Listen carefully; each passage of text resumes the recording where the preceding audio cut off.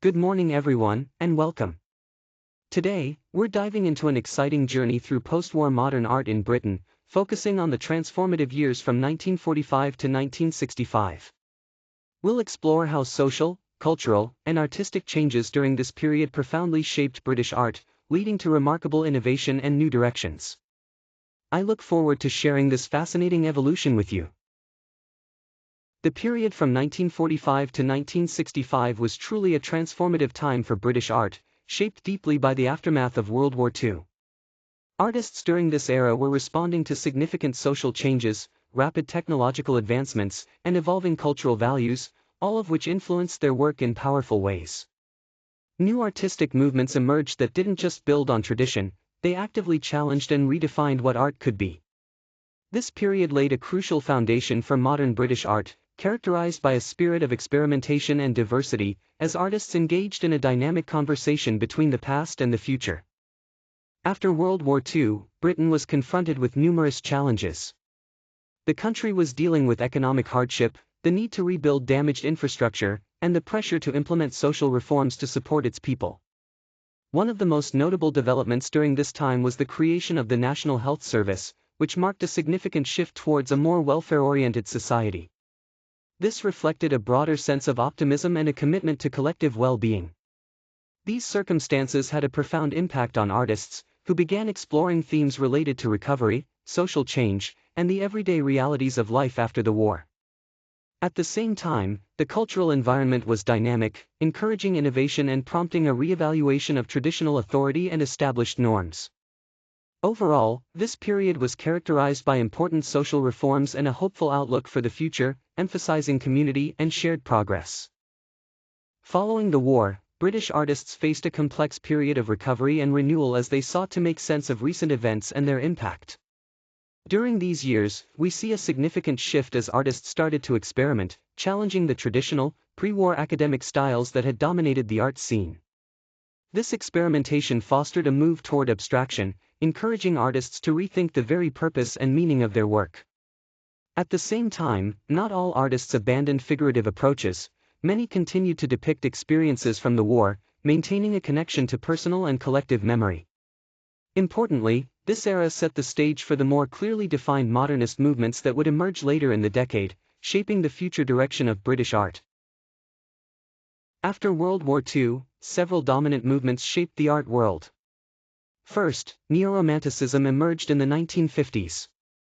This movement emphasized emotional themes, often drawing on pastoral or landscape imagery, evoking a strong sense of nostalgia and deep reflection.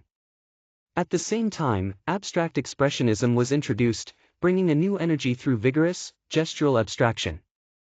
This style focused on subjective emotion and spontaneity, allowing artists to express personal feelings in a bold, dynamic way. Lastly, kitchen sink realism took center stage by focusing on everyday domestic and working-class life. It portrayed ordinary experiences with stark, unfiltered realism, shedding light on the realities of daily life in a very candid manner. These movements together reveal the diverse approaches artists took to explore emotion, society, and personal experience after the war. Let's look at some key artists and their major contributions. Francis Bacon is famous for his intense and often unsettling figurative paintings that delve into themes of existential anxiety. Henry Moore stands out with his abstract sculptures, which draw inspiration from natural forms and the human figure, creating a unique blend of organic shapes. Lucian Freud is known for his deeply psychological portraits that emphasize realism, capturing the complexity of his subjects. John Piper skillfully bridged abstraction and representation, focusing on landscapes and architectural scenes. Lastly, Barbara Hepworth made significant strides in modernist sculpture by exploring form, space, and organic shapes, defining much of the mid-20th century sculptural movement. Each of these artists brought a distinctive approach that has left a lasting impact on art. The Institute of Contemporary Arts, or ICA, was founded in 1946 and quickly became a cornerstone for the modern art movement in Britain. Along with other leading galleries, the ICA played a crucial role in shaping the direction of British contemporary art. These institutions didn't just showcase works, they created important platforms for exhibitions, fostered critical debates, and engaged the public in fresh artistic conversations. By promoting experimental pieces and supporting emerging artists, they actively influenced the trends within the art world. Additionally, the ICA and its peers helped bridge Britain's art scene with broader international movements, connecting local artists to global networks and ideas. This institutional support was vital in driving innovation and expanding the reach of new art during that period. During the late 1950s and into the mid-1960s, British art experienced a remarkable shift with the rise of pop art. This movement really shook things up by challenging the traditional boundaries of fine art. Instead of focusing on classical themes, pop art brought in images from popular culture, advertising, and mass media, making art more relatable and connected to everyday life. At the same time, op art was gaining attention for its unique approach.